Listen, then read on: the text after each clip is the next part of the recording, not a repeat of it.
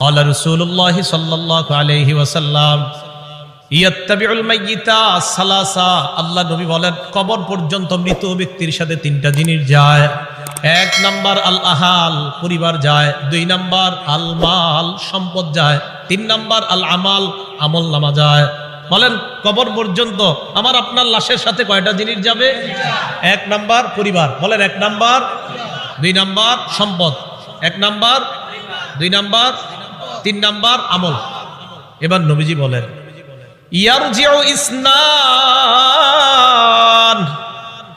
তিনটার মধ্যে দুইটা ফিরে আসবে।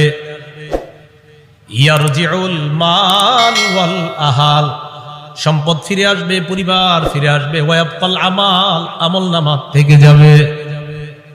আমার আপনার সাথে তিনটা জিনিস যাবে, মাল যাবে, পরিবার যাবে, আর আমল নামা যাবে। নবীজি কয় আমল নামাটা ছাড়া আর সব চলে